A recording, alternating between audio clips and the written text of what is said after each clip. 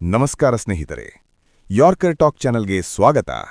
ಯಾದಗಿರಿಯ ಮಹಲ್ ರೋಜಾ ಮಠದ ಮಲ್ಲಿಕಾರ್ಜುನ ಮುತ್ಯ ಅಪ್ರಾಪ್ತೆ ಬಾಲಕಿ ಜೊತೆ ಅಸಭ್ಯವಾಗಿ ವರ್ತಿಸಿದ ವಿಡಿಯೋ ವೈರಲ್ ಬೆನ್ನಲ್ಲೇ ಮಕ್ಕಳ ಹಕ್ಕುಗಳ ರಕ್ಷಣಾ ಆಯೋಗವು ಈ ಬಗ್ಗೆ ಕ್ರಮ ಕೈಗೊಳ್ಳುವಂತೆ ಯಾದಗಿರಿ ಜಿಲ್ಲಾಧಿಕಾರಿಗೆ ಸೂಚನೆ ನೀಡಿದ್ದರು.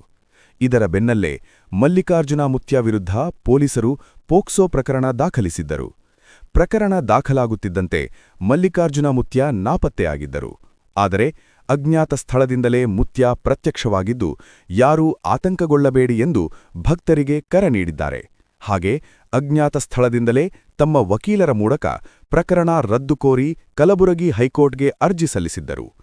ಆದರೆ ಮಾರ್ಚ್ 3ರಂದು ಏಕಾಏಕಿ ಹೈಕೋರ್ಟ್ನಲ್ಲಿ ತಮ್ಮ ವಿರುದ್ಧ ದಾಖಲಾಗಿರುವ ಪೋಕ್ಸೋ ಪ್ರಕರಣ ರದ್ದು ಕೋರಿ ಮಲ್ಲಿಕಾರ್ಜುನ ಮುತ್ಯ ಸಲ್ಲಿಸಿದ್ದ ಅರ್ಜಿಯನ್ನು ಹಿಂಪಡೆದುಕೊಂಡಿದ್ದಾರೆ. ಇದರಿಂದ ಮುತ್ಯ ನಡೆ ತೀವ್ರ ಕುತೂಹಲಕ್ಕೆ ಕಾರಣವಾಗಿದೆ. ಇನ್ನೊಂದೆಡೆ ಮಲ್ಲಿಕಾರ್ಜುನ ಮುತ್ಯ ಸಲ್ಲಿಸಿದ್ದ ಜಾಮೀನು ಅರ್ಜಿ ವಿಚಾರಣೆಯನ್ನು ಯಾದಗಿರಿ ಜಿಲ್ಲಾ ಮತ್ತು ಪ್ರಧಾನ ಸತ್ರ ನ್ಯಾಯಾಲಯ ಮಾರ್ಚ್ 6ಕ್ಕೆ ಮುಂದೂಡಿದೆ.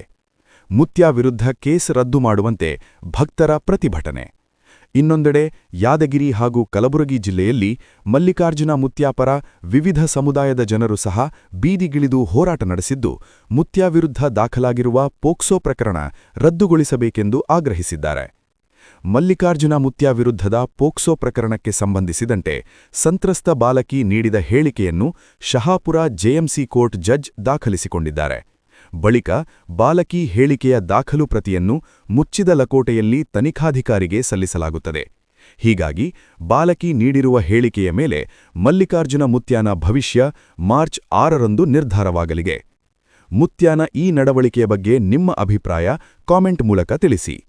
ಪ್ರಚಲಿತ ಸುದ್ದಿಗಾಗಿ yorker talk channel share, like, comment, subscribe ಮಾಡೋ ಮೂಲಕ ಪ್ರೋತ್ಸಾಹಿಸಿ.